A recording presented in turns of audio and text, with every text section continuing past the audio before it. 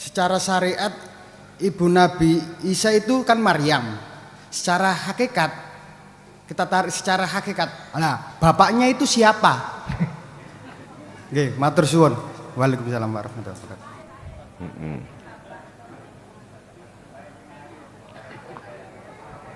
Di dalam syariat seluruh umat Islam itu tahu ummuhu utawi ibuke Nabi Isa itu Maryam. Nah, ngoten nggih. Makanya disebut Ibnu Maryam. Sekarang pertanyaan yang waneh bin ajaib. Ngoten. Bagi wong syariat, tapi bagi wong hakikat ndak. Tapi syariat tetap tak jawab sesuai dengan apa yang Allah tafsirkan di dalam syariat. Assalamualaikum warahmatullahi wabarakatuh.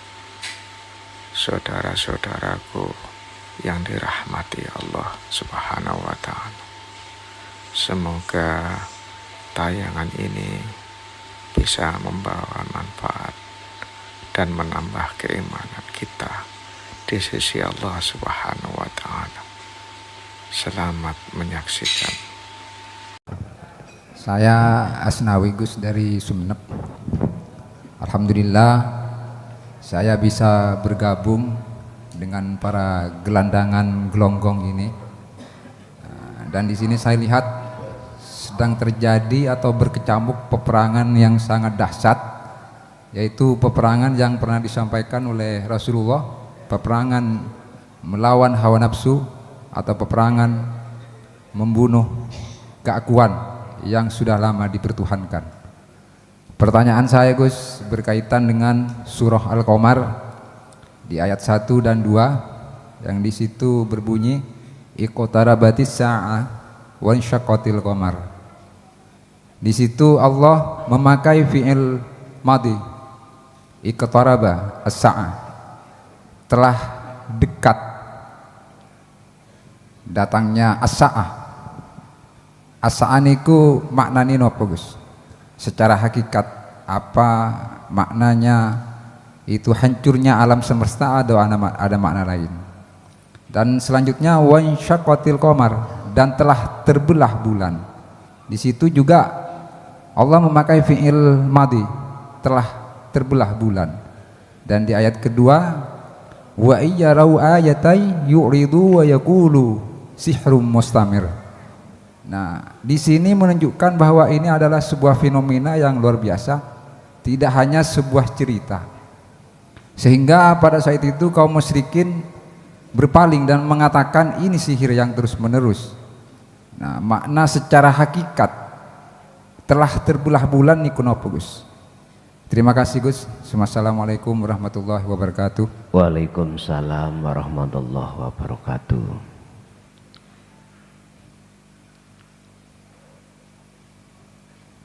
Di dalam surah Al-Qamar ayat 1 dan 2 bisa di Google langsung dibuka, muncul surat Al-Qamar gitu. Memang di antara beberapa wasiat baginda Rasul sebelum beliau wafat pernah sampaikan tentang masalah peperangan atau disebut sebagai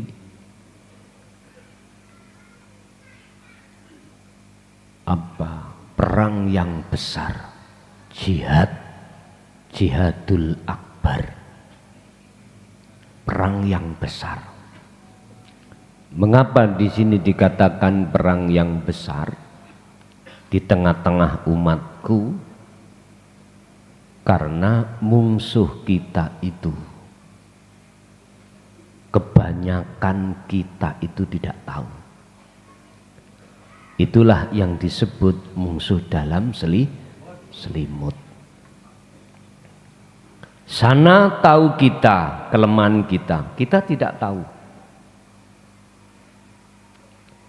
Jelas hadis ini ada kaitannya dengan bagaimana cara kau mengenal musuhmu, sebab innahu aduwwum mubin, sak temene nafsu lakum kedue sira kabeh iku aduwun mungsuh mubinun kang nyata. Letak nyatanya nafsu dalam diri kita sebagai mungsuh itu yang bagaimana? Ini kalau kita tidak membuka ilmu akhirat nggak akan bisa tahu. Sebab dulu kalau kita mengenal tentang nafsu itu Pak, yaitu kehendak perbuatan yang hanya bersifatkan maksiat. Lah gitu dah. Maksiat. Sementara taat kebaikan itu kita tidak tahu kalau di situ telah bertengger nafsu dalam diri kita. Karena ilmu akhirat tidak dibuka. Hadis yang mengatakan jihadul akbar itu secara tidak langsung diwajibkan bagi umat untuk mempelajari ilmu tentang nafsu, ilmu tentang akhirat. Tapi sindiran itu kita sebagai umat banyak yang tidak peka. Tidak cukup disindir lewat hadis, gak cukup. Bahkan kita disindir juga lewat Al-Quran. Ketepatan yang berkenaan dengan pertanyaan dalam surat Al-Qamar ayat 1 dan 2 ini. Di situ ada kalimat as-sa'ah. Pandangan hakikat as-sa'ah itu apa? Iku akhirul amri, akhiri perkara. Nek cara syariat dino kiamat. Ada as-sa'ah itu diterjemahkan sebagai masa di mana sudah habis. Kita kalau bicara as-sa'ah bahasa syariah berarti bisa jadi as-sa'ah itu diartikan hari kiamat. Nah, ciri-ciri hari kiamat semua selain Allah itu hancur. Hancur. Makanya bahasa ini memakai fi'il madhi. Artinya sudah terjadi. Adakah sudah terjadi, sedang terjadi, mau terjadi. Bapak Ibu, as-sa'ah di sini Allah sengaja memakai makna telah. Artinya kemakrifatanmu itu akan terjadi setelah hancurnya perkara wujud selain Allah.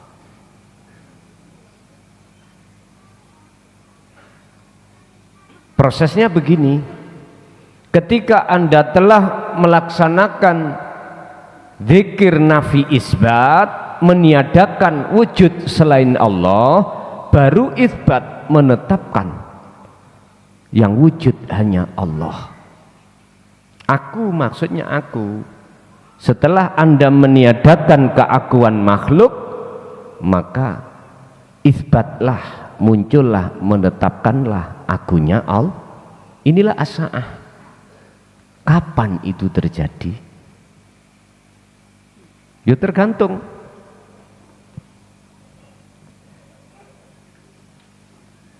Sekuat apa, sekuat mana dzikirmu itu yang menancap di dalam hatimu. Barometernya ada di situ. Makanya bahasa Rasul ketika saat ditanya oleh salah satu sahabat, "Ya Rasul, kapan hari kiamat itu datang?" Pemahaman kita pada saat itu kan dunya iki dihancurno lak ngoten toh. Iku memang syariate. Rasul hanya memberikan tanda-tanda. Di akhir zaman itu dikasih tanda-tanda. Bahasa hakikat ini sudah bisa Anda tebak. Hakikat as-sa'ah, hari kiamat adalah ketika saat hatimu jadab pada Allah, itulah as-sa'ah. Di dalam zadab itu kan kau mengalami zauk, hatimu mengalami ketiadaan selain Allah, selain aku Allah. Nah, untuk sampai di situ berarti Anda harus uzlah. Cara untuk meniadakan selain wujud Allah, kuncinya ada di sirul asrar. Siapa yang terus menerus zikron kathiron, maka disitulah Pak Bu akan bisa Anda tebak terjadinya kiamat itu di situ. Satu, yang ditanya tentang as-sa'ah. Terus terbelahnya bulan ini bagaimana? Terbelahnya bulan maksudnya, Pak, bulan niku makhluk nopo kholik? Oke, makhluk nggih? Makhluk. Tapi ada ahli tasawuf mengatakan kholik. Kak bingung ngambil. Dunia saisine makhluk napa kholik? Makhluk nggih? Oke. Ada ahli tasawuf, oh bukan makhluk. Kita yang mengatakan makhluk karena status kita masih ada di ahli zuhad. Mungkin bisa dibuka dalam makalah 157-58 kalau nggak salah. Ada dua golongan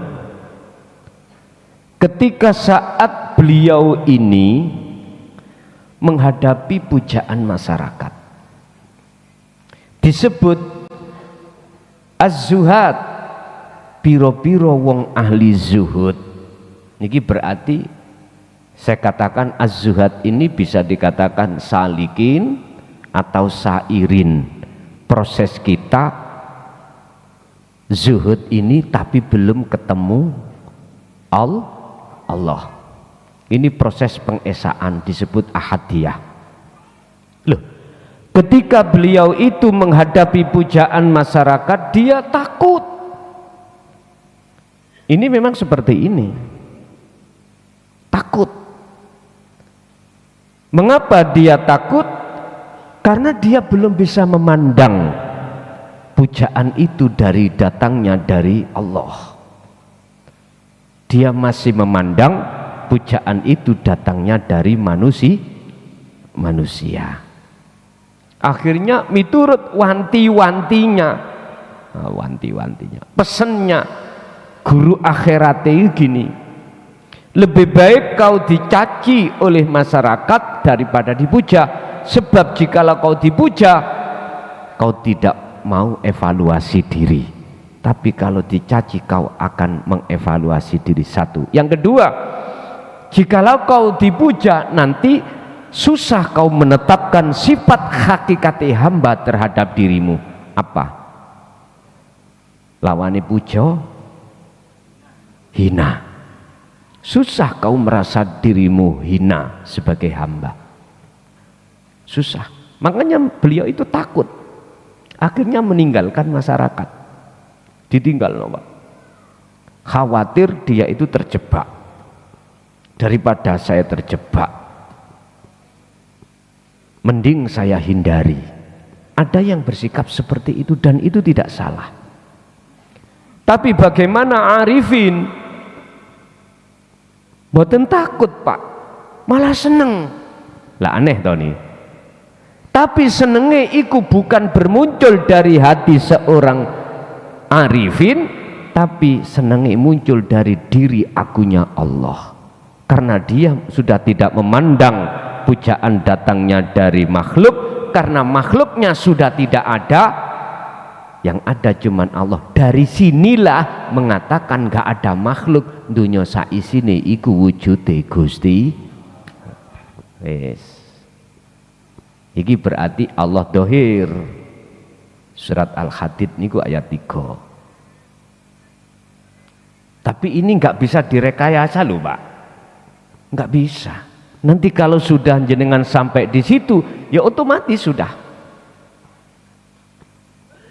nyoto wujud batine Allah, nyoto wujud dohire Allah.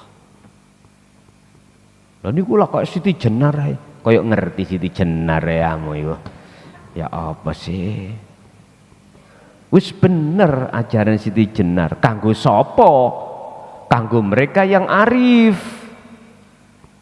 Tapi apabila kita dengarkan kita masih di golongan mohon maaf ahli zuhud iki ya setengah bingung setengah mboten. Apalagi dihadapkan malah mboten bingung maneh ngelundasi. Nggih. Akhirnya mengatakan itu ajaran enggak benar. Wis. Udah kembali kepada bulan Pak. Tidak jauh berbeda Pak bulan itu dengan as-saah ini. Apa? Indah kaya apa isine kehidupan dunya akan jadi hilang dan fana, bahasa teng mriki terbelah. Wis gak manfaati apabila hatimu sudah ngintip indahnya alam akhirat. Ya mati ya sih. Biar dimasukkan Allah di alam barzah, dari situ Anda akan bisa memandang alam akhirat. Kemarin sudah saya sampaikan alam barzah itu sebagai alam pembatas antara alam dunia dan alam akhirat. Siapa yang dimasukkan alam barzah di tempat yang bercahaya, maka dia akan bisa memandang alam akhirat juga alam dunia. Artinya apa Pak? Jenengan kongon mati dhisik, faktulu anfusakum, patenono sik keakuanmu, fanano sik keakuanmu sebagai makhluk, maka Anda akan nyata wujud batin dan dohire Gusti Allah. Dohire berarti dunya, batine berarti akhirat. Tapi jikalau kau dimasukkan Allah di dalam alam barzah yang gelap, dua-duanya wis ra ketok apa-apa. Isine peteng dadat jare wong Jawa, kala jengking padha mara. Lah ngoten iki. Ya Allah. Ana setan mendo-mendo mara tuwa. Arepe ngekeki anake sing wis ron. Guyon Pak, guyon. Niku memang ngoten kegelapan kita itu. Wa min waraihim barzakhun. Di belakang mereka itu semua telah ditunggu alam barzah. Ya ini di dunia ini. Mana yang membatasi hatimu dengan Allah? Itulah barzah. Ya keakuan kita makhluk itu. Singkan, singkirkan. Lah apa bisa kita mensingkirkan? Ya ora iso. Wong sing nyingkirne Gusti Allah dhewe kok. Allah sendiri. Cuman kan ada prosesi, ada asbabun nuzulnya. Kalau kita mengikuti apa proses di hikam iku ngene. Gusti Allah itu akan mengutus malaikatnya yang disebut warid masuk di dalam hati seseorang yang gelap manakala si hamba tadi mau berzikir. Bukan maksudnya zikir anak TK, bukan maksud zikir di sini bilisan biqalbi boten. Apa? Bi ihsan. Inilah bila suarin wa kalamin wa lafdin, tanpa suara tanpa lafat, tanpa biismin, tanpa nama. Itu Pak yang sering saya katakan, rasa itu loh Pak. Ini yang dimaksud. Kalau ini terus sampai lakoni terus, maka otomatis warid itu akan datang. Apa tujuannya? Mengusir penjajah rohaniyah ini, yang menjadikan rohaniyah kita gelap. Nafsu itu memasukkan perkara-perkara yang disebut masiwallah, selain Allah. Akhirnya bercintalah hati kita, bersukarialah hati kita pada selain Allah. Nah disitulah diusir oleh warid tersebut. Bahasa warid kalau kita mengacu pada Al-Quran, nur ma'rifat, nurun ala nurin, ai nurul ma'rifati yahdillahu linurihi mayyasha, akan diberikan, dinyalakan oleh Allah dalam hati seseorang yang dikehendaki. Mana yang dikehendaki? Yastami'unal qaula, dia tidak cukup mendengarkan dan beriman tentang masalah dinut tauhid, tapi fayat tabi'una ahsanahu, dia juga melaksanakan. Berarti wujudi jenengan berzikir.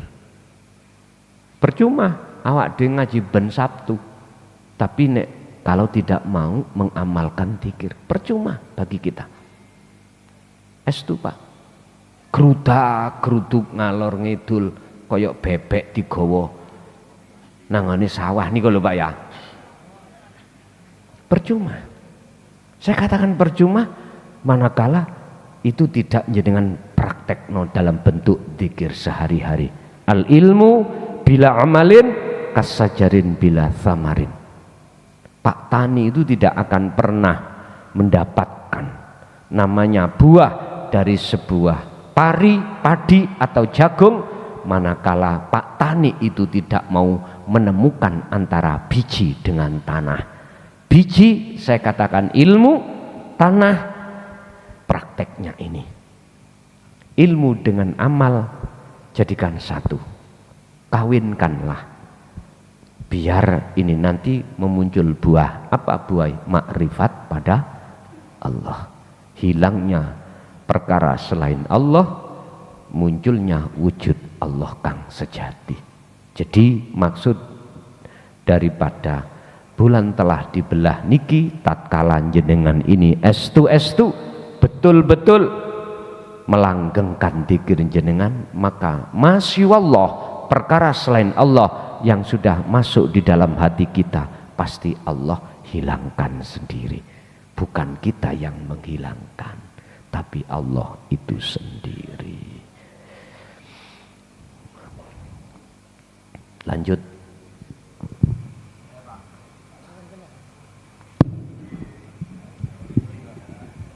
Assalamualaikum warahmatullahi wabarakatuh. Saya mau tanya Gus, istana di surga itu ada dua, yaitu istana Firdaus dan istana emas. Istana Firdaus tempatnya ada di atas bukit, di bawahnya pohon cemara 7, dan istana emas itu tempatnya ada di atas gunung, di surga tingkat 7, di sebelah barat menghadap ke timur. Di ujung barat itu loh Mas Gus, menghadap ke timur. Dangu mboten panggih Pak. Kangen lho. Kedua istana itu bagus-bagus, megah dan indah sekali. Kalau Anda ingin tahu istana Firdaus dan istana emas, datanglah ke surga. Nanti Anda akan ditunjukkan oleh malaikat tentang istana-istana itu, dan ditunjukkan keindahan alam surga dengan seisinya. Wow, enak sekali hidup di surga ini. Jauh lebih enak daripada hidup di dunia ini. Yang saya tanyakan ialah, siapakah sebenarnya yang menempati istana-istana itu sejak dulu sampai sekarang ini? Demikian Gus, mohon penjelasannya. Assalamualaikum warahmatullahi wabarakatuh. Waalaikumsalam warahmatullahi wabarakatuh. Tergantung jawab saya dari sisi mana. Kalau dari sisi syariat, itulah yang Allah janjikan kepada orang-orang yang mau mengamalkan atau melakukan perbuatan yang soleh, perbuatan yang bagus. Menurut kita secara syar'i, itu perbuatan yang dilakukan oleh jasmaniyah. Ini pada saat itu dijanjikan itu. Lah ketemunya besok kalau hari kiamat. Pertanyaannya, betulkah akan bertemu itu? Lah ini timbul tanda tanya. Kepastian bagi Anda, jawabannya insya Allah. Ya wis melok insya Allah terus. Lencene ngoten kok.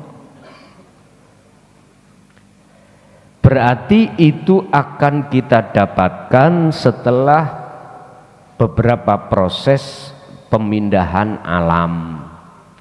Habis alam dunia, alam barzah. Habis alam barzah, alam kebangkitan. Habis alam kebangkitan, alam penghisapan. Habis alam penghisapan, barulah Anda nyebrangi sirotol mustaqim. Pertanyaan aku, iya benda? Insya Allah iya. Nggih, pun kita hormati semuanya. Tapi sebetulnya dua istana itu di dunia sudah ada. Dan itu tidak ada, tidak apa namanya itu, tidak seperti apa yang jenengan sangka. Kita menyangkanya besok kalau sudah terjadi yaumis sa'ah, hari kiamat. Ternyata itu di dalam hati jenengan piyambak. Kalau pertanyaannya siapa yang menempati kedua istana itu? Kemarin pas hari apa itu kan kami mengkaji tentang masalah sing sapa wonge bisa melihat alam akhirat, maka indahnya alam dunia mesti fana. Berarti dilihat dari sisi dari makalah ini, maka ternyata alam akhirat itu bisa jenengan temukan di saat jasmania ini masih di dunia. Jadi satu rumus dari pertanyaan jenengan, siapa yang menempati dan menduduki dua istana ini? Ternyata hakikatnya jawabannya hati seseorang yang sudah meniadakan wujud selain Allah. Wis aku gak usah proses mulai awal, kesuwen. Itulah orang-orang yang sudah diizinkan Allah bisa melihat alam akhirat, termasuk Kanjeng Nabi. Dan Kanjeng Nabi memberikan contoh terhadap kita di dalam Al-Quran, liman kana yarjullaha wal yaumal akhirah.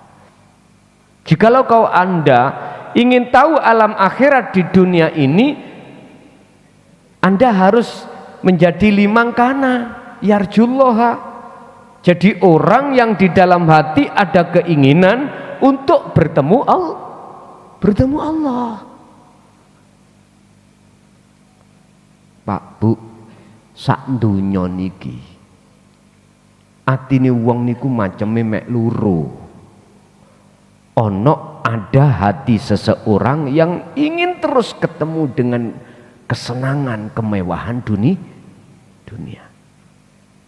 Ini golongan yang mayoritas. Sedangkan golongan yang minoritas, hati seseorang yang merindukan karena punya keinginan ingin ketemu Allah. Dan ini yang dimaksud dalam ayat, itulah orang yang dipilih oleh Allah.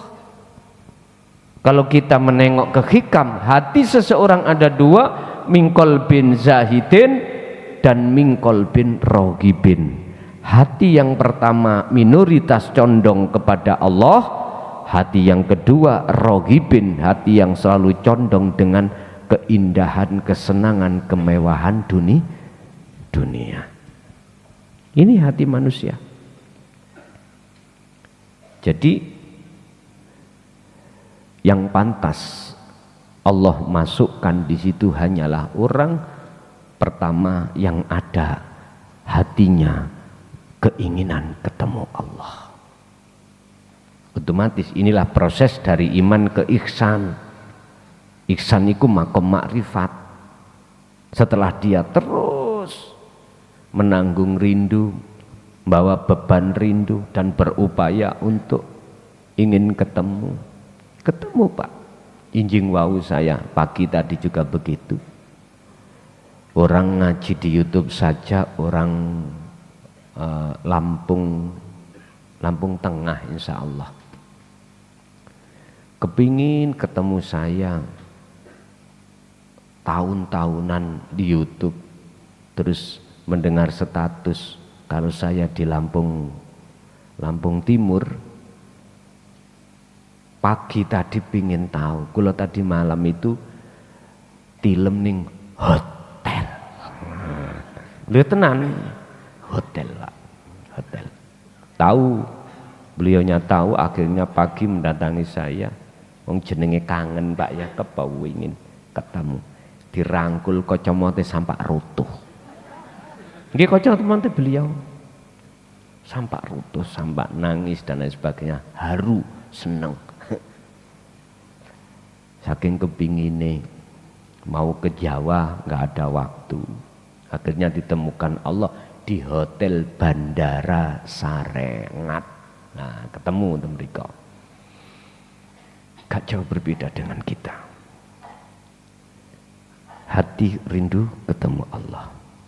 Dan inilah modal pertama untuk bisa wal yaumal akhirah. Anda akan bisa melihat alam akhirat prosesnya dengan ini. Wa dzakarallaha katsiran, dan ini tidak lepas dari zikir. Jadi selalu ada kaitan erat antara kerinduan jenengan ini untuk bertemu Allah, keinginan, tidak hanya keinginan aja, otomatis jenengan ada upaya bentuk jenengan berzikir.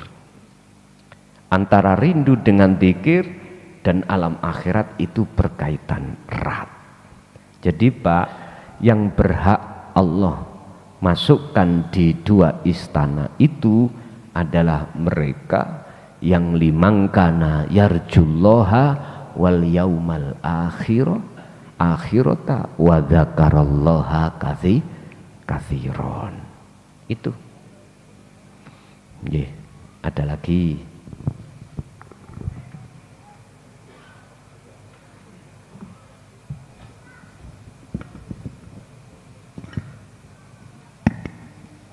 Assalamualaikum warahmatullahi ta'ala wabarakatuh.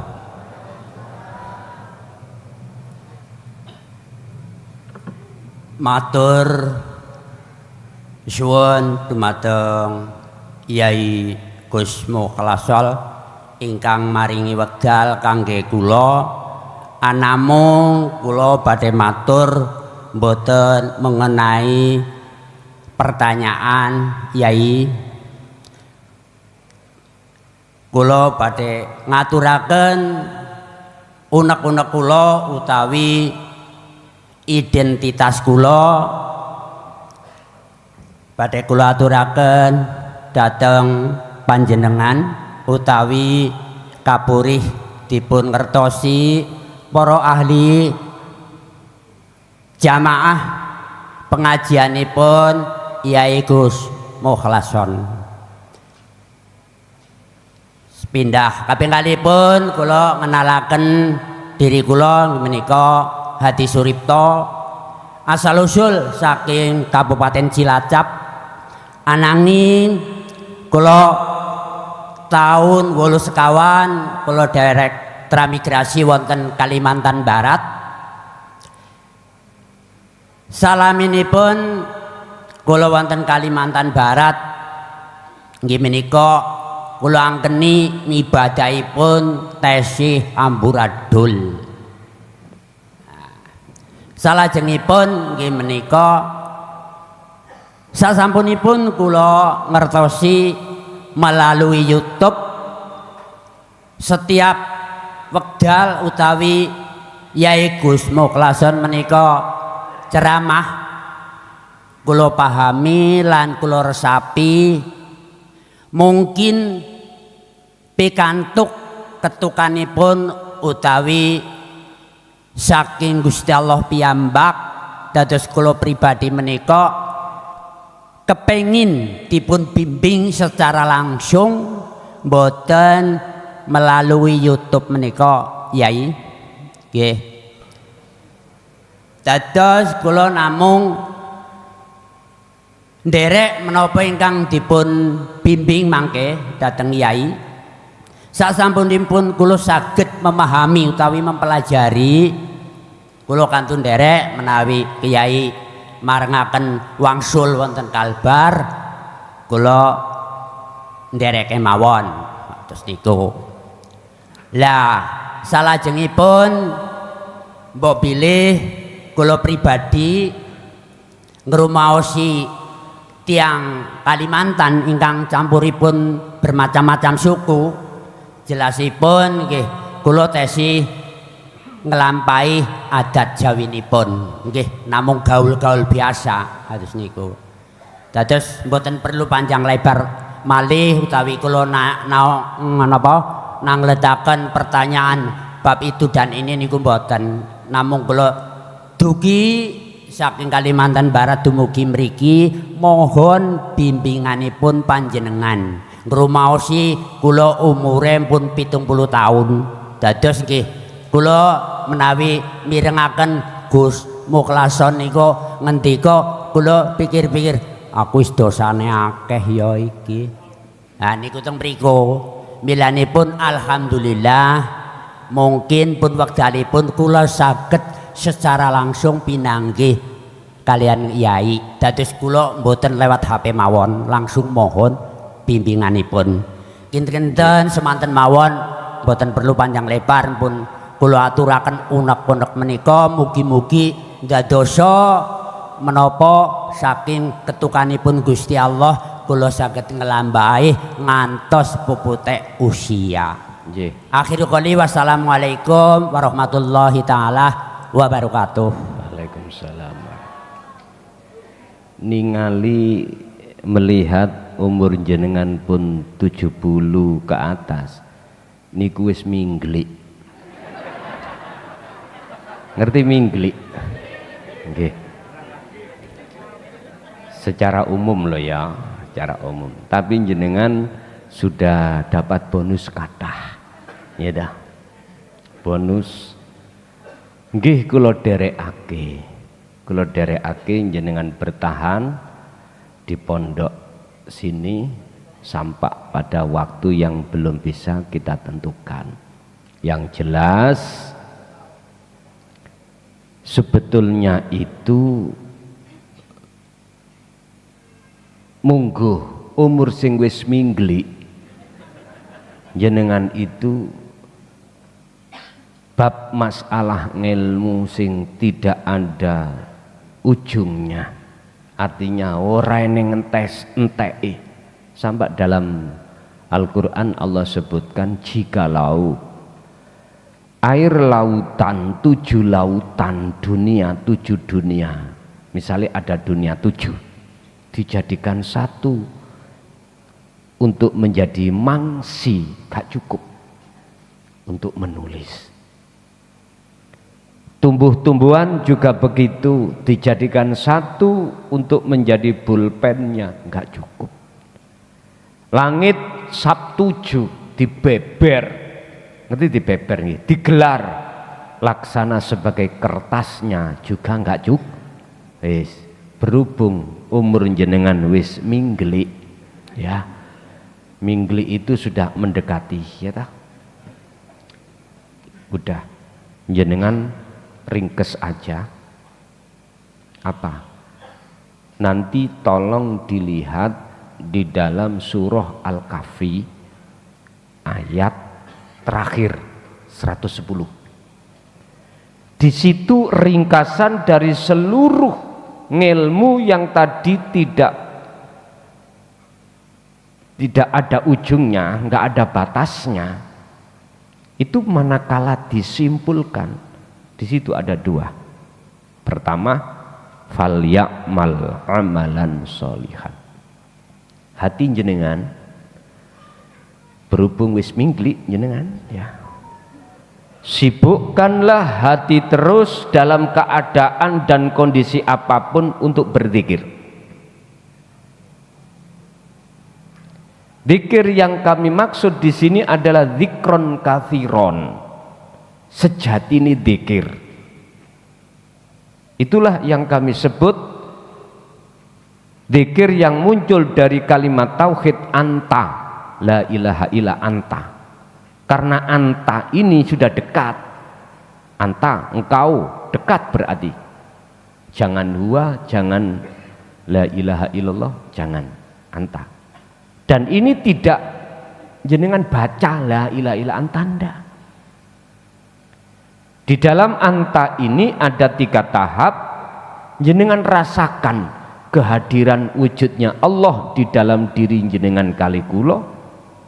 Dengan bukti secara dohir jenengan ini bisa melihat, mendengar, berucap, bertindak, bernafas. Di situ ada wujudnya Allah. Intinya rasakanlah kehadiran Allah, wujudnya yaitu hidup di dalam diri jenengan yang segala-galanya. Dan di luar diri jenengan ini makhluk semua itu bukan gerak makhluk. Tapi yang memiliki gerak itu semua adalah Allah. Pun hati sampean fokus di situ aja karena jenengan wis minggli. Ya, 1. 2, wala yusrik bi ibadati rabbi ahada. Jangan pernah ada iman di dalam hati sampean rasa diri jenengan atau makhluk yang lainnya yang bisa berperan, jangan. Sebab kalau ada ini larangan, wala yusrik, janganlah kau menyekutukan Tuhanmu dengan sesuatu ketika jenengan beraktivitas. Berarti intinya jenengan wajib menjaga hal ini. Paling tidaklah Pak Bu, dalam 1 hari 1 malam 24 jam lewat napas 40 hari lakukan hal seperti ini di pondok. Nanti selepas itu pulang langsung dakwah sana, berikan terhadap mereka-mereka yang sudah minggli. Lebih-lebih niku ya dah. Nantilah perkara daqaiqul asror, kalau jenengan sudah ditaruh Allah di dalam makom ihsan, ngilmu sing gak ada ujungnya niku buka dewe sudah. Buka dewe. Mana yang tidak pernah diajarkan oleh guru akhirat yang konteksnya ilmu dalam permakolah, nanti buka sendiri. Paham nggih? Nggih. Nggih. Ada lagi? Tak turuti ya men. Sisa jam 12 sak karepmu. Assalamualaikum. Saya ini siapa? Saya mau kemana? Saya kemana? Sudah. Cekak pertanyaannya, saya siapa, mau kemana, terus apa satunya? Saya siapa, mau kemana, dengan siapa, ngoten nah. Saya ini siapa, saya kemana, saya mau kemana. Oh. Sudah, makasih.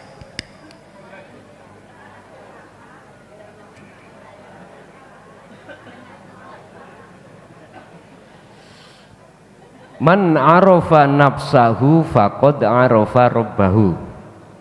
Niki pertanyaan sampean masuk dalam hadits kursi niki. Barang siapa yang kenal dirinya itu siapa, faqad arafa rabbahu. Arafa itu juga memakai fi'il madhi, gitu. Maka betul-betul Anda telah kenal pada Tuhanmu. Nyun sewu. Kalau pertanyaannya saya siapa, ini bukan jawabannya secara fisik dohir ini makhluk, bukan. Siapa hidup dalam diri jenengan itu jawabannya. Kalau jenengan sudah tahu siapa hidup di dalam diri jenengan itu, maka faqad arafa rabbahu, cocok. Dikatakan telah ketemu atau kenal yang namanya rabbahu, Tuhannya. Mau kemana? Mau kemana? Apa tujuannya di dunia? Misalkan seperti itu.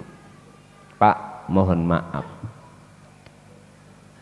Sesuatu yang sudah matang, itu mesti prosesnya itu mentah dulu.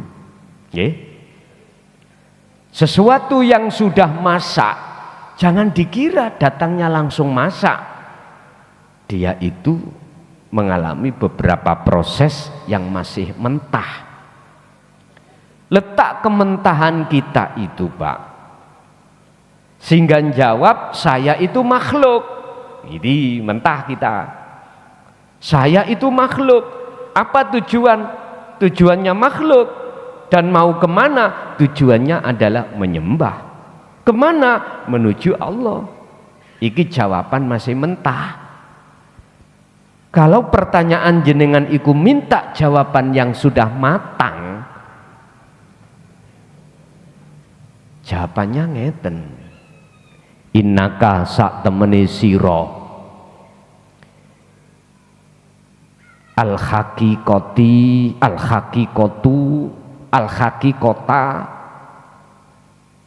ai maksude panjenengan iku adalah wujudullah. Pun mateng niki. Wis. Nek wis mateng ya sampean lek. Sampean telan. Wis mateng digoreng maneh, ya gosong. Kalau sudah masak ya langsung dimakan. Tapi jawaban ini nggak bisa, Pak. Jenengan lontarkan terhadap mereka yang masih di posisi mentah. Nggak bisa, akan jadi fitnah. Makanya tanya, saya ini siapa? Jenengan ya Allah. Innani anallah, sesungguhnya aku iki Allah. La ilaha illa ana, tidak ada Tuhan yang wajib disembah kecuali aku. Bapak Ibu, ini posisi sudah matang. Artinya di dalam hati jenengan telah difanakan perkara-perkara selain Allah. Baru sah hukumnya. Enggak apa-apa. Tapi enggak sah dan tidak boleh ini akan terjadi pada golongan kita yang masih mentah. Mana? Surat Al-Anbiya ayat 29. Enggak boleh. Karena masih mentah. Malah mudah bingung sampean. Mudah bingung. Letaknya bagaimana yang sudah masak ini boleh? Karena rasa yang muncul di dalam diri jenengan itu bukan rasa hamba. Bukan. Wong hambanya sudah tiada. Inilah yang dimaksud sebagai wa inna ilaihi roji'un. Dikatakan sudah kembali kepada asal. Asal kita tidak ada, kembali kita tidak ada, disitulah akan nyata yang ada. Berarti yang bicara itu yang ada. Terus mau kemana? Apa tujuannya? Ini kembalinya kepada sifat jaiz Allah. Apa sifat jaiz Allah? Saenake dewi, sesukanya. Mungkin begini, mungkin begitu, ya sudah, itu wenangnya ana. Ya sudah, itu. Ini gila Pak, yang pertanyaan ini yang membuat kita bingung ketika saat kita dihadapkan satu hadits qudsi, man arafa nafsahu faqad arafa rabbahu, sementara kita tidak dibekali cara untuk nafi isbat, cara untuk meniadakan selain Allah dan mengisbatkan, menetapkan akunya Allah lewat dzikir sirul asr.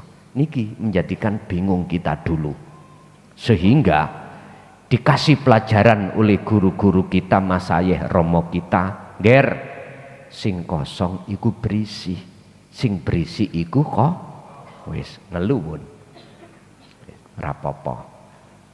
Sekarang sudah ada jawaban semuanya itu. Nggih, ganti geser ibuke dulu. Barangkali ada ibuke, monggo. Tahan bapak nanti tak tutno wis sembarang.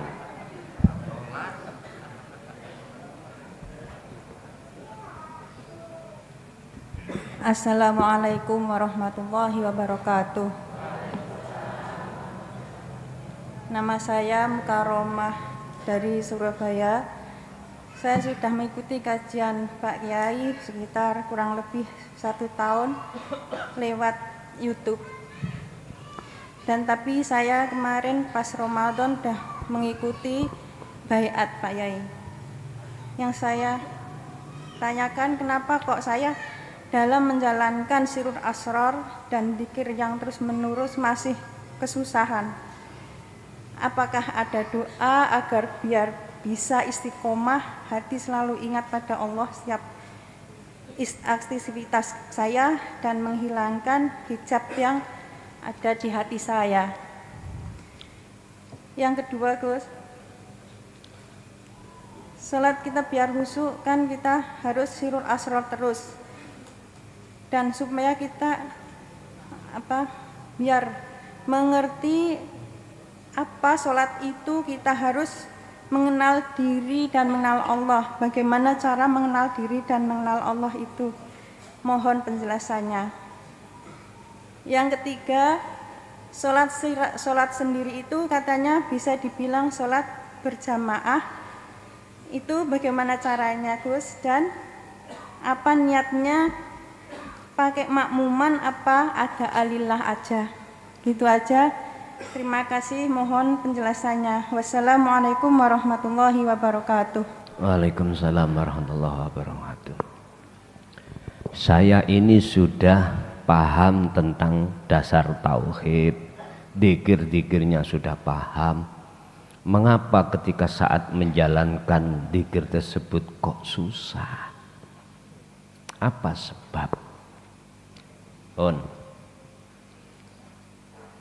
Dzikir ketika saat dilakukan mudah dan susah. Ini dari hukum asbabun nuzul mesti ada.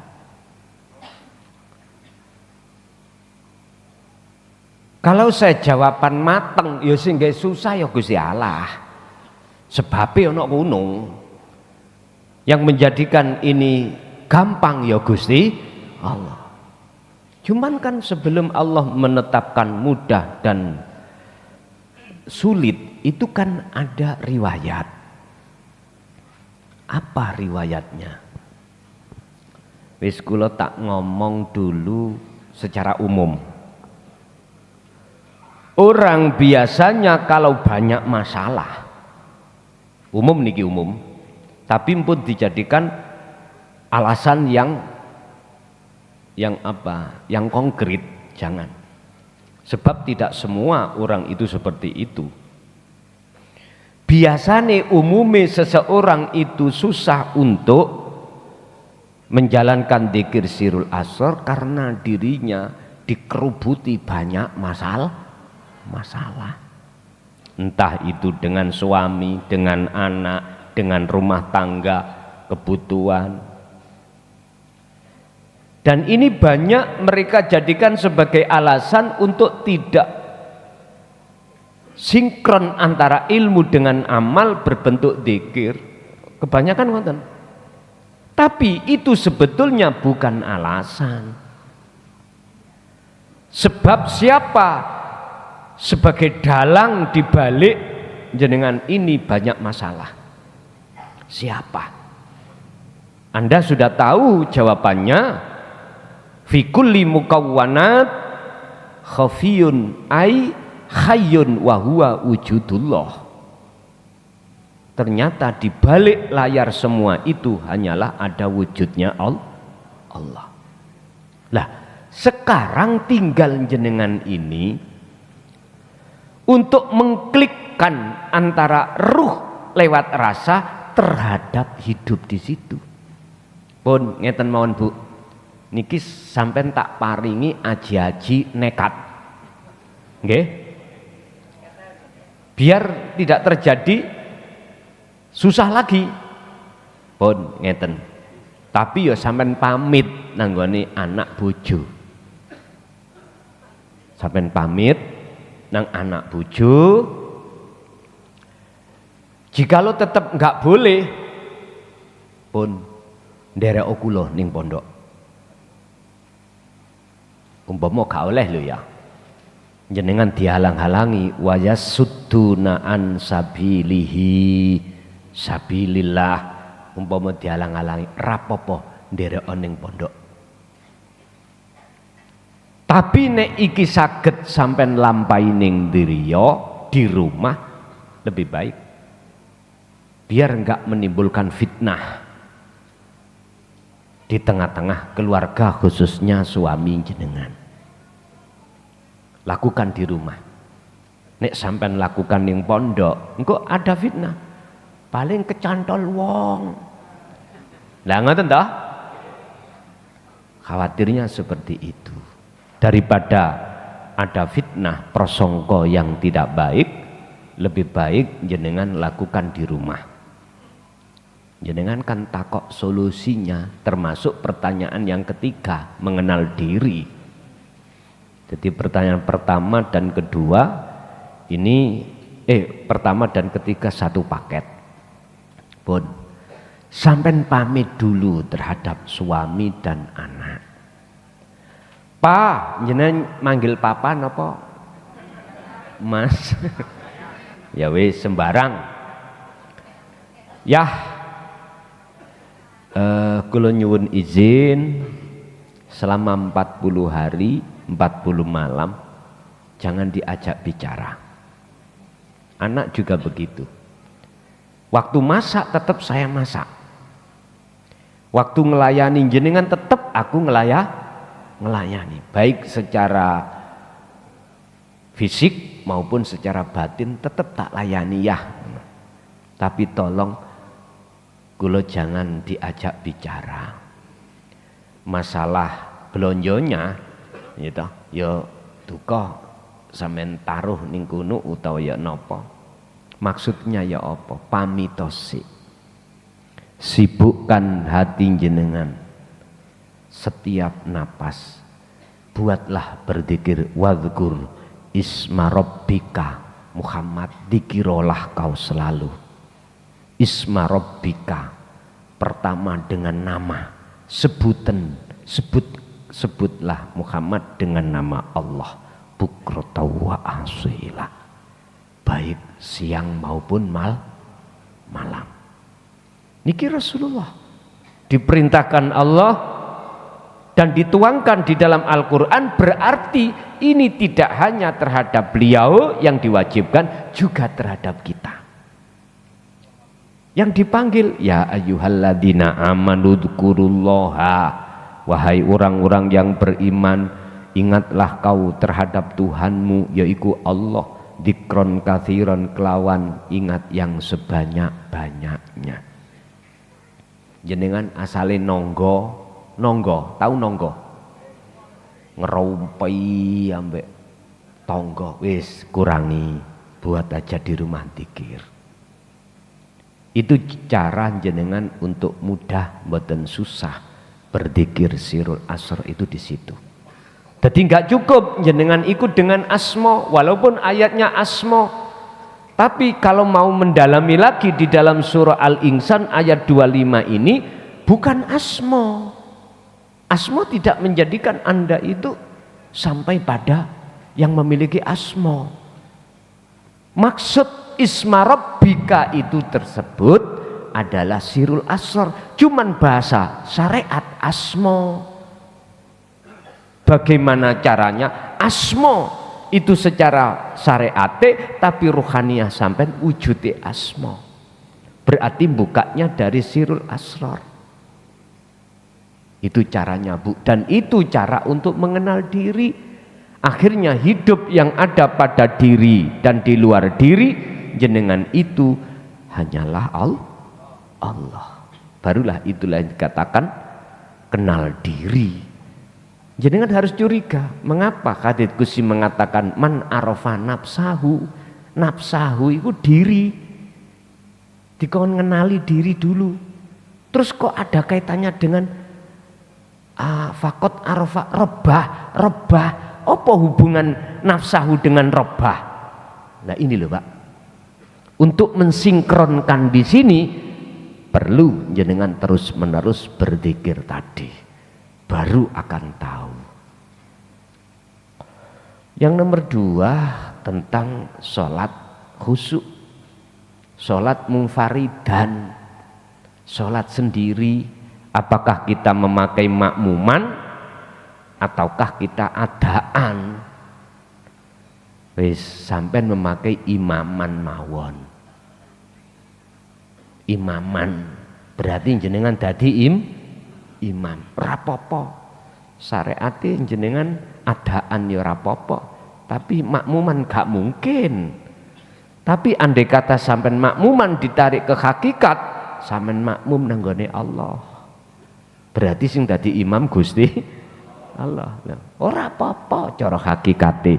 Nek cara syariate kalau sholat munfaridan itu harus harus adaan au imaman, terserah. Sing penting kan hakikate sampai meletakkan roh itu ini wajah tuwaj, iya ada di situ. Nggih, Ibu masih ada.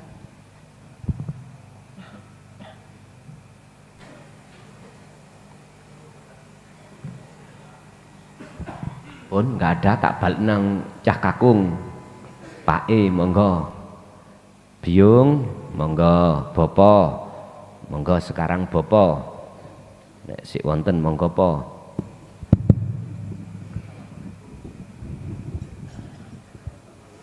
Assalamualaikum warahmatullahi wabarakatuh. Gus, sebelumnya saya minta maaf. Diri ini diperjalankan di alam kasyafah dan di situ diperlihatkan seorang Gus Muklason jadi atau menjabat jadi presiden. Dan di situ ada beberapa menteri dan para menteri itu memprovokasi sesama temannya untuk menurunkan Gus Muklason dari kursi kepresidenan.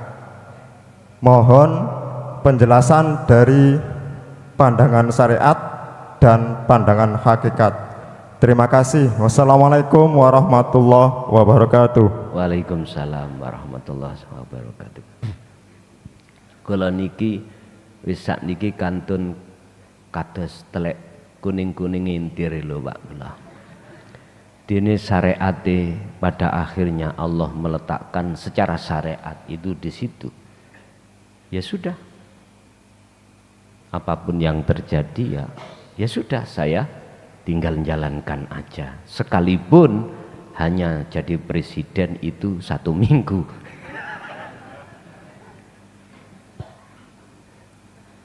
Sebetulnya secara hakikat gini Pak, setekun-tekun ruhaniyah atau hati jenengan berzikir. Bahkan sudah sampai pada puncaknya di makom jam'i. Ini bahasa kitab hikam. Makom ihsan, makom makrifat. Jangan disangka nafsu itu enggak menunggu dan menikam dari belakang. Ingat, wama ubarri'u nafsi, tidak bebas. Ruhaniyah atau hati itu dari kepentingan nafsu. Jangan dikira sudah bebas. Sepanjang kita tidak ada di musyahadah selalu, pasti diintai. Ngintainya nafsu bagaimana? Innan nafsa la amaratum bisu. Ngajak hati jenengan iki bersukaria dengan suksesnya duniawi, termasuk yang tidak bermateri, non materi, jabatan tadi. Apakah besok itu secara kasaf saya harus menduduki menjadi presiden Indonesia? Wallahu alam. Presiden itu kan isaroh pemimpin, baik skala nasional ataupun internasional. Mohon maaf Pak, Sirul Asrar itu buka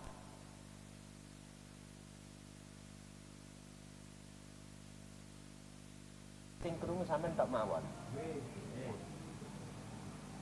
Dulur-dulur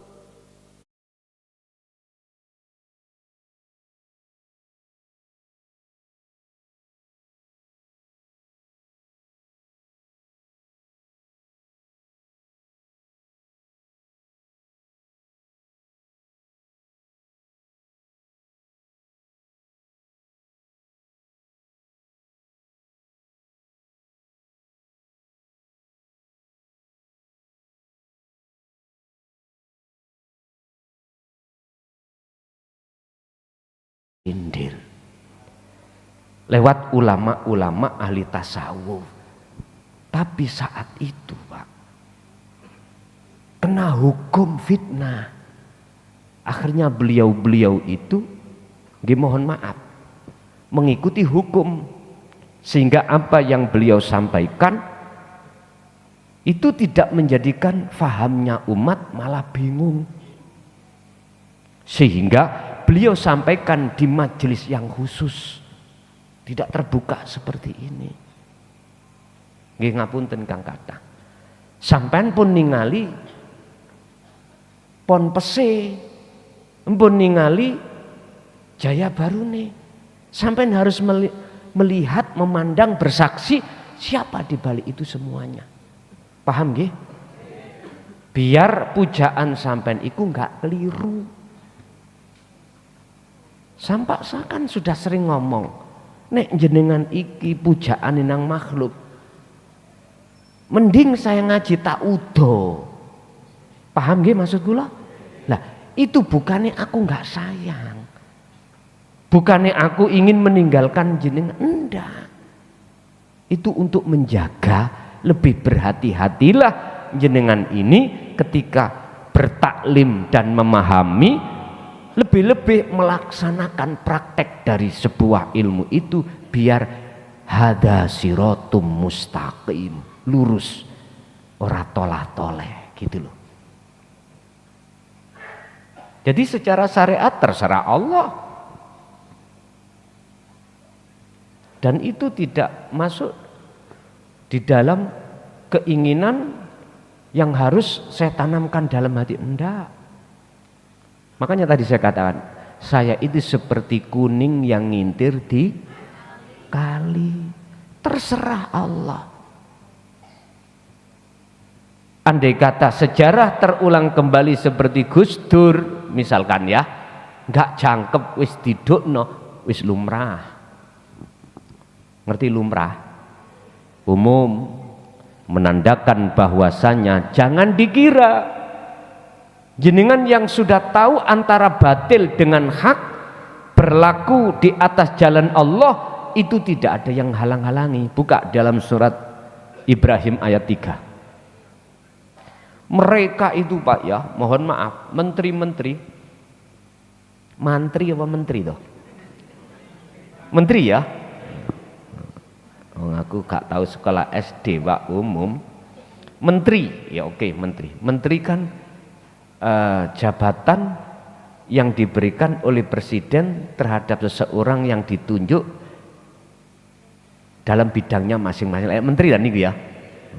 Berarti menteri itu tangan kanannya presiden, bukan suruhannya partai. Aslinya gitu.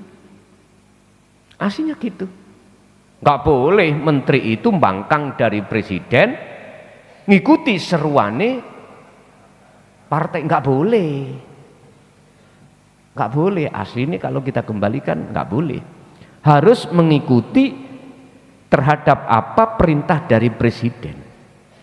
Ruhaniyah ini Pak, laksana raja presiden, jasmaniyah prajurit atau menteri. Mestinya jasmaniyah itu mengikuti apa perintah daripada raja. Ruhaniyah, mohon maaf, jikalau rajanya dolim, mesti menterinya ikut dolim. Jikalau rajanya ini taat, menterinya mesti mengikuti ketaatan. Mohon maaf, jangan dikira pemimpin sing mlakune kenceng itu enggak ada yang jegal.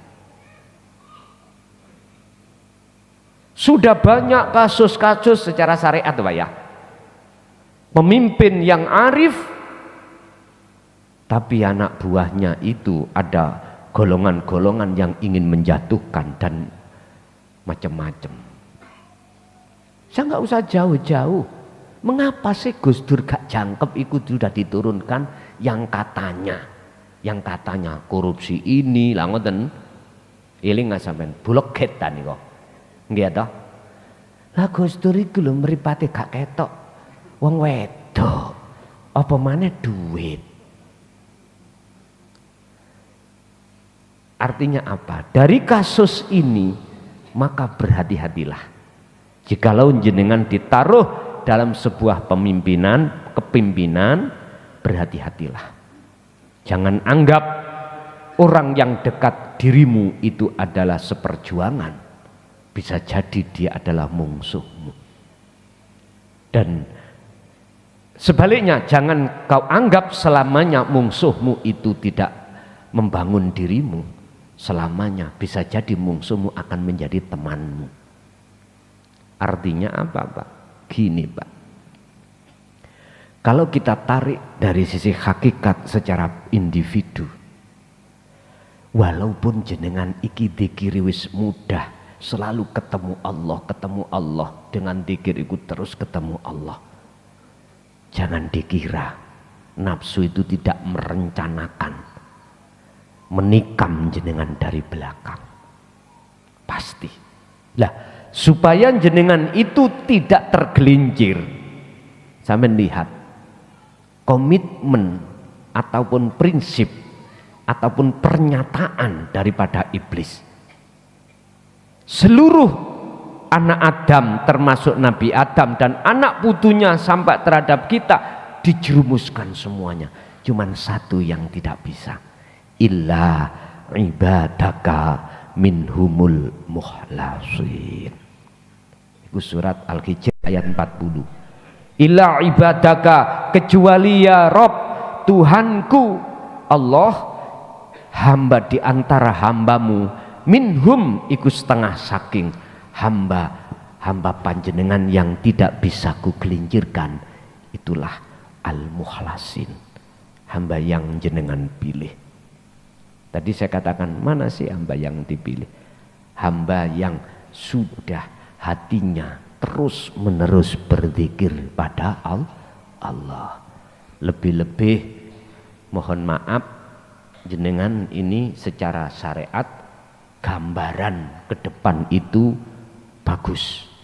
Artinya gambaran jenengan iki secara syar'i baik. Secara syar'i berarti kesuksesan sampean. Hati-hati. Jangan kau lepas itu dzikir. Biar tidak terjadi apa yang telah ditanyakan oleh saudaraku, ada menteri yang diadu domba yang tujuannya untuk menjatuhkan presiden. Mungkin sampean dengan sejarah Gus Dur sampean bisa mempelajari siapa di antara mereka sebagai biang kerok jatuhnya beliau. Di situ sudah tertera maksud dan tujuannya apa, sudah kebuka semuanya. Wis padha ruwe, gak usah omong, ngoten mawon. Nggih, matur suwun pertanyaan Bapak, tapi satu hal yang harus kita ingat, jadilah diri kita yang sejati nih. Itu aja. Nggih. Bapak lagi silakan, ada. Monggo. Assalamualaikum warahmatullahi wabarakatuh. Waalaikumsalam warahmatullahi wabarakatuh. Gus, saya mau tanya. Sampai sekarang saya belum tahu ini jawabannya. Pertama, secara syariat ibu Nabi Isa itu kan Maryam. Secara hakikat, kita tarik secara hakikat. Nah, bapaknya itu siapa? Nggih, matur suwun. Waalaikumsalam warahmatullahi wabarakatuh.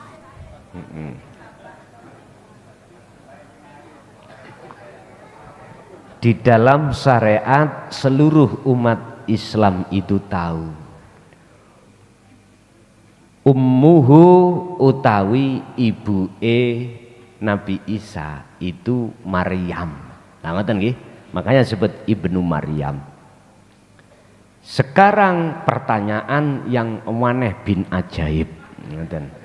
Bagi wong syariat, tapi bagi wong hakikat ndak. Tapi syariat tetap tak jawab sesuai dengan apa yang Allah tafsirkan di dalam syariat. Wa abuhu, siapa bapaknya? Tak jawab cara syariat, wa huwa Rauhul Qudus. Iki menurut Quran loh ya. Man huwa, siapa Rauhul Qudus itu? Jawabannya yaiku malaikat Jibril. Wis sarengan. Terus ojo diterjemahno. Oh, berarti malaikat Jibril ngibrit. Apa jenenge niku? Wis angel iku aku.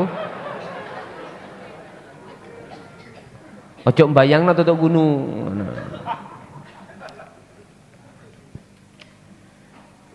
Wis tah nek syariat ya akhirnya pedot di situ Pak, pedot, putus. Cara hakikatnya apa? Inilah maksudnya Pak. Sampai ingat dalam satu ayat yang Allah katakan, besok akhir zaman muncul Dajjal, mungsuhe iku Nabi. Ada 3 Nabi Isa diturunkan ke bumi. Pertama, membunuh Dajjal. Kedua, meneruskan syariat Rasulullah. Ketiga, termasuk membebaskan pajak atau merobohkan salib. Ini apa terjemahnya? Apakah yang namanya salib itu dirutuhno? Mboten, tidak. Maksudnya bagaimana? Pun kita urai. Pertama, membunuh Dajjal. Tidak ada yang bisa membunuh Dajjal miturut Quran itu kecuali Nabi Isa. Nabi Isa. Lalu secara hakikat Dajjal itu nafsu. Lah Isa niku sapa? Itulah Pak, gandengi ilmu dan amal dikunci dengan istiqomah. Dzikir itu ya iki ngisane. Sebab fanae keakuan diri iku sirna, iku ndugi la ilaha illa anta menuju ana. Fungsikanlah la ilaha illa anta setiap saat dan waktu. Maksudnya kalau ini sudah jenengan fungsikan, maka terus menerus, maka la ilaha illa ana muncul sendiri. Berarti isane mana? Hakikatnya itu tadi. Saya belum menjawab bapak nih loh ya, aku masih ngomong isane. Berarti Isa di dalam hati sampeyan sebagai penyelamat umat, penyelamat ruh. Gabungi antara ngelmu, ngamal dan itulah yang disebut takwa. Bahasa sederhana kita sebut takwa. Faktulu anfusakum, iki kalau kita beralih ke sejarah umat Nabi Musa, Anda akan diterima tobatmu oleh Tuhanmu setelah kau telah menuhankan anak sapi sebagai Tuhanmu. Faktulu anfusakum, bunuhlah keakuanmu. Bon. Yang kedua, Nabi Isa turun di bumi ini termasuk adalah meneruskan syariat Kanjeng Nabi. Mana selama ini syariat Kanjeng Nabi yang kita anut hanya syariat saja tanpa hakikat. Jujur Pak, ya toh? Selama ini tak ada sama sekali ruhaniyah kita berhakikat. Ketika kita menjalankan syariat Rasul, meninggalkan larangan dan menjalankan perintah, ruhaniyah kita jauh dari hakikat. Bagaimana Anda bisa wal yaumal akhirah, bisa memandang alam akhirat? Lawong kita itu tidak menganut yang kafah kesempurnaan syariatnya kok. Lah Isane turun jebret diteruskan. Memang resikonya adalah menghadapi Dajjal itu Pak, kaum Khawarid itu. Jadi beliau di situ tidak akan pernah mundur sejengkal walaupun ke depan mati. Dia tidak akan mundur ke belakang walaupun di depannya itu dia maju dengan mati. Ditiru Sayyidina Ali, ditiru Al-Khalat. Udah membebaskan pajak. Yang dimaksud pajak itu apa? Njaluk peweh. Jenengan sholat njaluk peweh ganjaran, njaluk peweh swarga. Berarti kita itu selama ini majek Gusti. Pantes ngono kowe. Karena Isanya belum muncul. Isanya belum muncul. Sekarang gak majek Gusti Allah, majek menungso. Piro Gus plafone jenengan ngaji nang luar pulau? Kathah sing takok.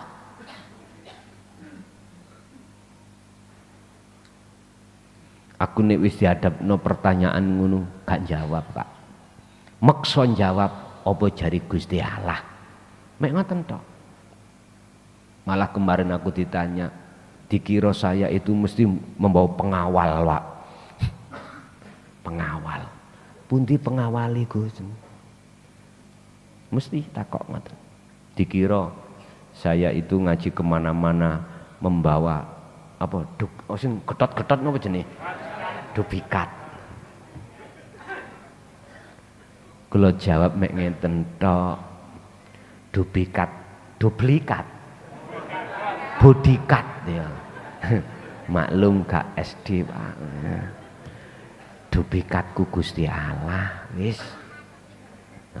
Iki yang nggo kanca tukang syuting siji ngono. Kang syuting biar aku waktu ning bandara niku mboten takok-takok, takok dhewe ngoten. Nggih. Ya, nek pas panitia keadaan biayane iku cumpon, tahu cumpon nggih? Ya wis ngene gak usah syuting tak budal dhewe. Tak budal dhewe. Ngoten. Nggih. Jadi jangan membahas masalah itu. Tak seneni ngoten, apa jari mek ngoten tok. Lah, padahal menurut beliau itu biasanya itu harus ada plafon. Lah ngoten toh. Tapi Gusti Allah ngelarang terhadapku untuk melafon. Terus gimana? Inilah perbedaan di antara kita manakala hati sudah ada isanya dan tidak pasti seperti itu. Berarti macet. Ya hitungan aku iki bensinnya piro, waktu tak tinggal keluarga iku piro, berang jam. Lah ngoten nggih, ngelmu aku mendapatkan dulu itu ngajine ku puluhan tahun piro. Di total. Ikulah pajak.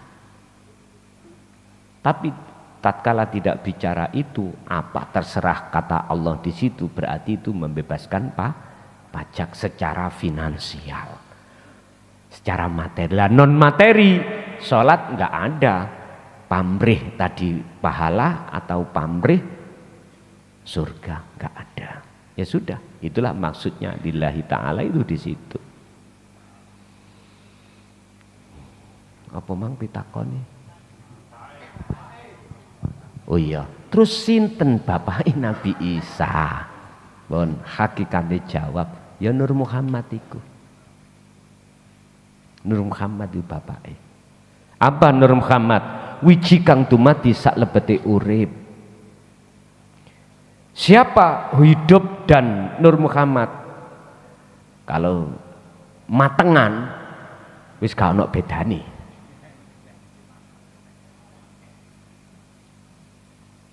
Tidak ada bedanya. Kalau matengan, la ibsarun wa mubsarun wa basarun, dikatakan makom ihsan, makom makrifat itu tidak ada yang melihat makhluk mang tadi ya, tidak ada yang dilihat berarti kholik, tidak ada mata untuk melihat, semuanya fana. Bahasa sederhana saya, laisa kamitslihi syai'un, ya inilah. Udah matengan iki. Sing mentah ya sik bingung sik rapopo. Wis tekunia dikirmu ngoten.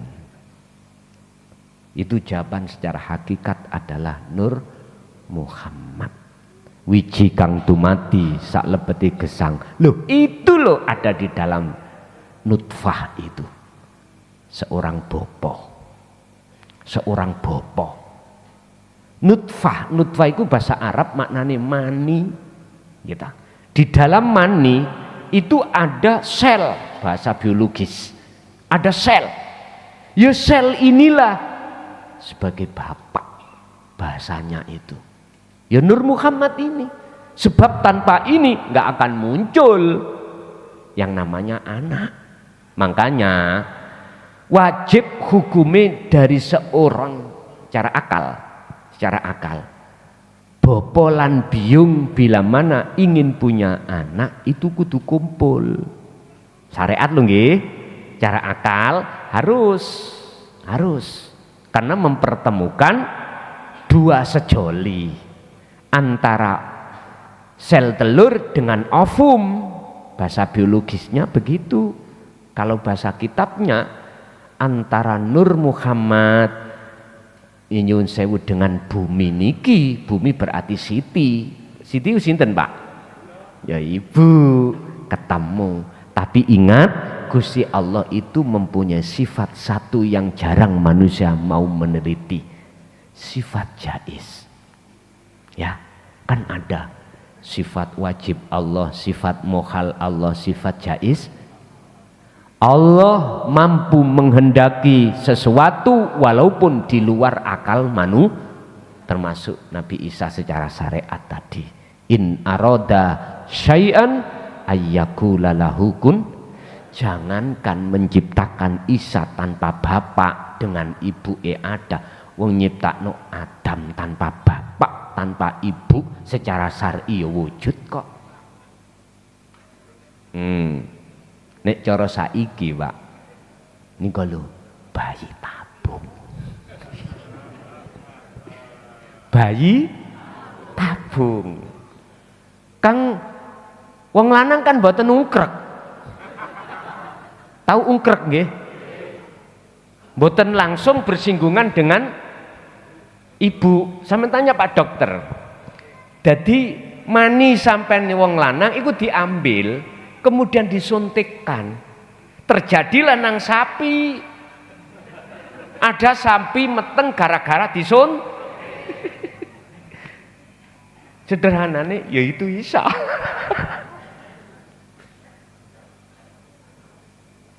Wis.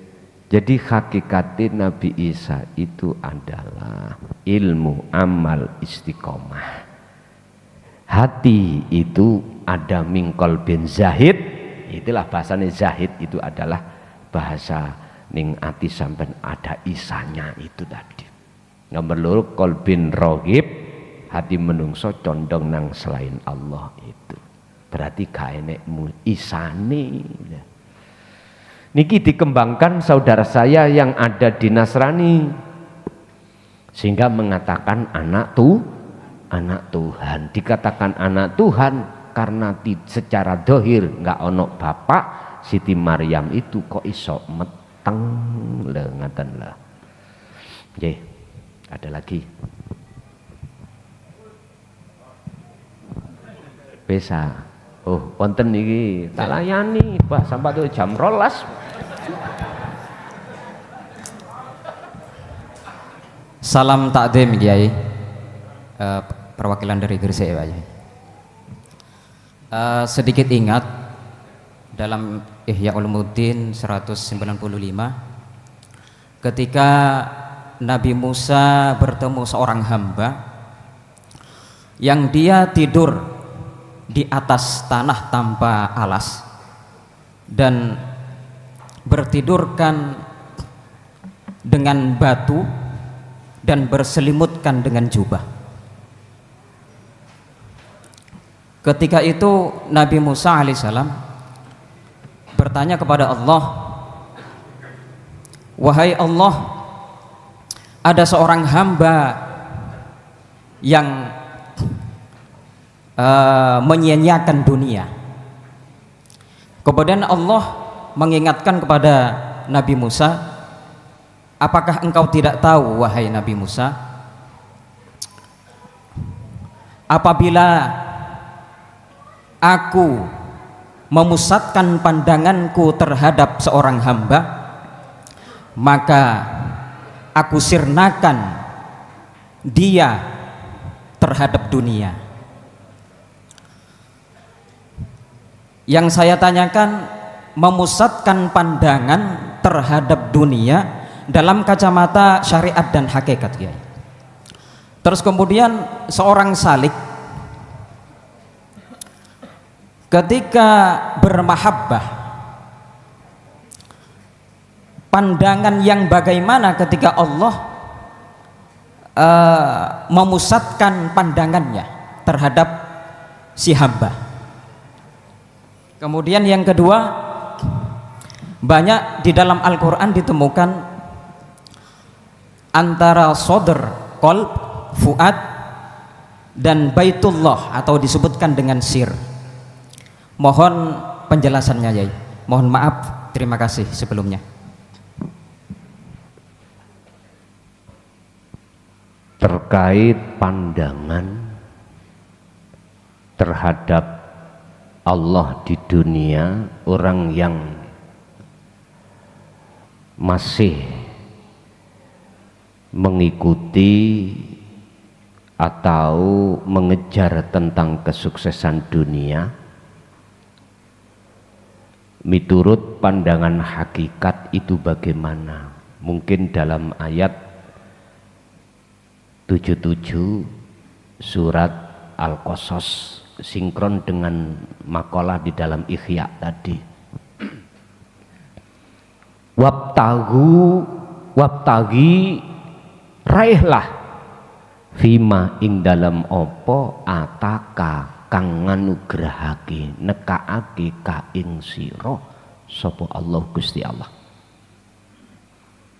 Raihlah anugerah yang Allah hadirkan terhadap Anda semuanya, pertama anugerah darul akhirah, negeri akhirat. Berarti akhirat, berarti hati hanya memandang akhirat. Golongan hati manusia yang memandang akhirat itu tidak hanya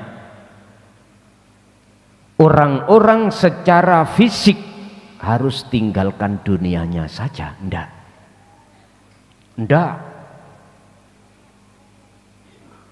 Ayat ini ada terusnya, darul akhirah, setelah itu wala tansa nasibaka minatun dunya. Dan janganlah kau ojo ninggalno sira, alias bagianmu ning dunya iki ojo kok tinggalno. Berarti jenengan iki secara fisik disuruh untuk mensukseskan dunia.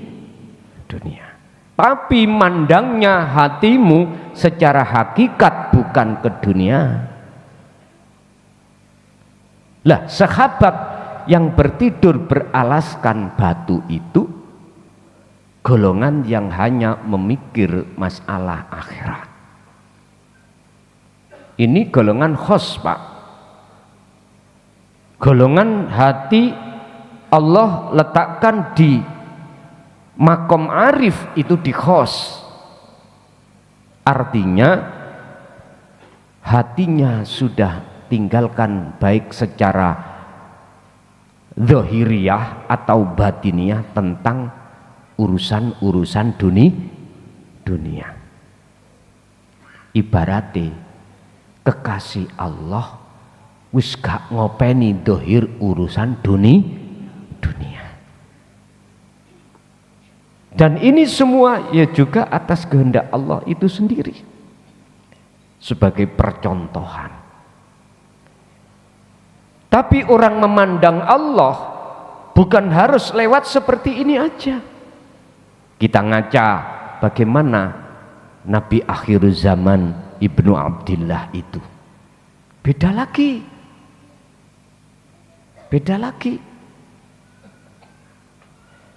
Beliau juga mensukseskan terhadap urusan-urusan dunia. Beliau. Tapi dia tidak terkontaminasi dengan suksesnya dunia. Karena apa? Karena beliau selalu memperhatikan seruan Allah di dalam ayat tentang masalah dzikir. Alladzina amanu, bagi orang-orang yang beriman, watatma'innu qulubuhum, dan hatinya selalu tentram disebabkan apa? Bidzikrillah, karena sebab dia selalu ingat pada Allah. Ala bidzikrillahi tatmainnul qulub, ingatlah hanya hatimu mengingat Allah, jiwamu akan damai. Niki surat Ar-Ra'd ayat 28. Di situ dikatakan mukmin. Artinya tidak hanya Rasulullah melaksanakan menjaga hati tidak mudah terkontaminasi, terpengaruh dengan kebiarannya dunia, akan tapi di situ disebutkan mukmin, golongan kita juga harus seperti itu. Sebabnya apa? Dia selalu hatinya itu tatmainnul qulub. Jawabannya menurut ayat itu bidzikrillah, sebab dia selalu ingat kepada Allah. Jadi cara memandangnya, dia itu mengikuti makalah fi kulli mukawwanat khafiyun ay hayyun wa huwa wujudullah. Iku ing dalem saben-saben makhluk lho niki. Minal mukawwanat, saben-saben makhluk berarti tanpa kecuali, baik makhluk kasar bangsa kasar kita ini di dunia ataupun makhluk bangsa ghaibiyah di alam mukasyafah, semuanya makhluk. Di balik makhluk itu semuanya ada sesuatu yang paling halus di belakang layar lah gampangnya itu. Siapa? Ai hayyun, itulah hidup. Maksudnya hidup bukan sifat. Wahwa maksudnya hidup iku wujudullah. Sehingga Allah pantas dalam hadits qudsi mengatakan, janganlah kau sembah namaku, janganlah kau sembah sifat dan datku, tapi sembahlah aku. Cocok nak nggone surat Toha ayat 14. Innani anallah la ilaha illa ana fa'budni wa aqimis sholah lidikri. Aku terus. Apakah Rasulullah Muhammad juga menyampaikan? Iya. Jawabannya di mana dasar hujahnya? Al-Anbiya 25. Lihat di situ. Semua Rasul itu risalah menyampaikan ketauhidan Allah, nggak pernah geser. Kalau syariat geser karena zaman. Hakikate mboten pernah geser. Mulai zaman Nabiullah Adam sampai Nabi Muhammad, tauhid risalah iki sama. Wa ma arsalna min qablika mir rasulin illa nuhi ilaihi annahu la ilaha illa ana. Enggak pernah geser. Cuman syariat geser karena zaman. Begitu juga zaman sekarang dengan zaman baginda Rasul, syariatnya beda, Pak. Contoh, syariatnya jeung Nabi waktu dahar belum ada sendok, Pak. Dengan asto, dengan tangan dipuluk. Mungkin zamannya lagi belum ada sendok suru. Apa itu? Godong pisang.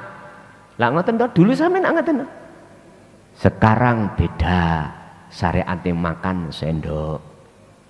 Tapi belum tentu syariatnya Kanjeng Nabi total dihilangkan, makan dengan tangan. Syariat lagi, kita bepergian, beliau zamannya selalu pakai onta atau kuda atau keledai. Sekarang zamannya berbeda, pakai sepeda, pakai mobil. Tapi nggak salah jenengan ini barangkali sampai bepergian selalu pakai kuda, pakai onta, tapi siap-siap diarani wong kuno. Lah ngoten to? Wong kuno aneh nang bali desa kok nggawa jaran. Wis gak suwalan, nggawa jaran. Kat biyen Pak, jaran ya ora eneng sing suwal. Pun nek tauhid, risalah tentang tauhid nggak pernah serambut geser pun nggak pernah. Inilah risalah yang ini yang dianggapnya itu keluar jalur, padahal ini yang benar yang harus disampaikan.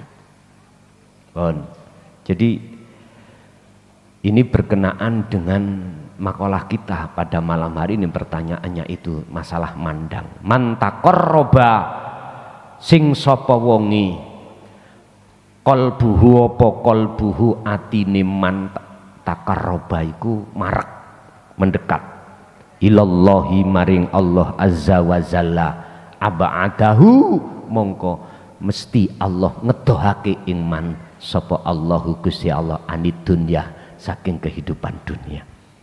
Dan ini ada dua golongan, ada yang khos, ada khawasul khawas. Yang khos berarti seperti sahabat yang dimaksud panjenengan wau.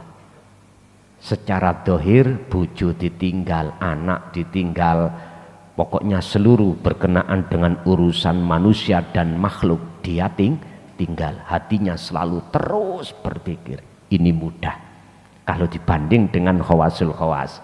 Khawasul khawas enggak, walaupun secara fisik dia itu berkontaminasi atau campur dengan dunia, hatinya mandangnya kepada hayyun, memandang sesuatu yang halus, yaitu hidup.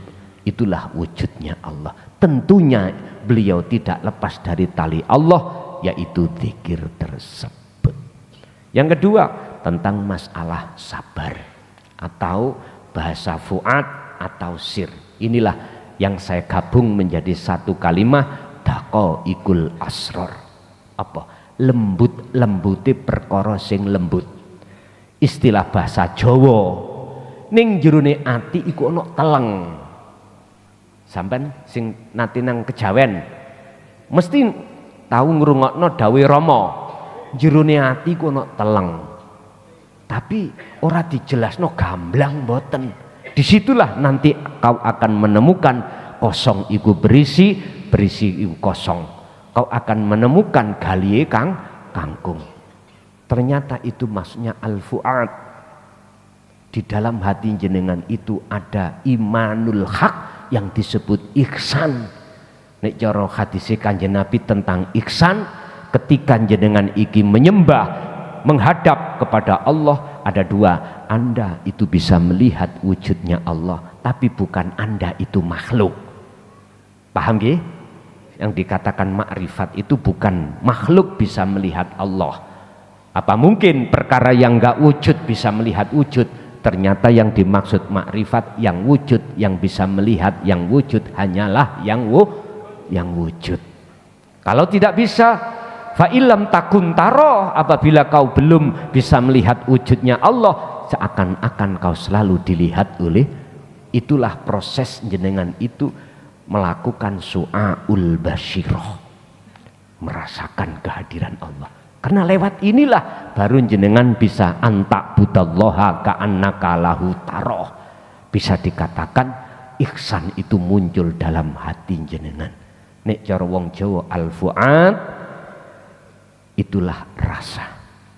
Sirul asrar munculnya. Baru kalau ini sudah jenengan asah, muncul yang namanya ainul basyirah, bertemu Allah, sabar mesti muncul. Sabar itu muncul. Wong sabar, takrife sabar iku ngene ya, Pak. Diweni susah, senang, wis gak ono bedane. Abot nggih? Abot. Ujian jenengan sing paling abot. Nek garwa sampean diuji Allah, digondol kucing garong. Abot pol. Ngerti kucing garong? Nggih. Abot. Tapi bukan berarti abot iku selamanya berat. Akan jadi ringan manakala keakuanmu makhluk itu sudah hancur mekaten. Ada lagi. Pungkasane ngono. Nggih, pun. Godhong gedang, godhong telo, didik dang nggih padha krasa. Nggih, Bapak Ibu hadirin jamaah rahimakumullah. Mulai awal sampai akhir apa yang kita terima dari sisi Allah, ilmu tersebut estu Allah tetap mentakdirkan menjadi ilmu yang bermanfaat kepada kita dan anak putu kita ila yaumiddin. Lahumul Fatihah.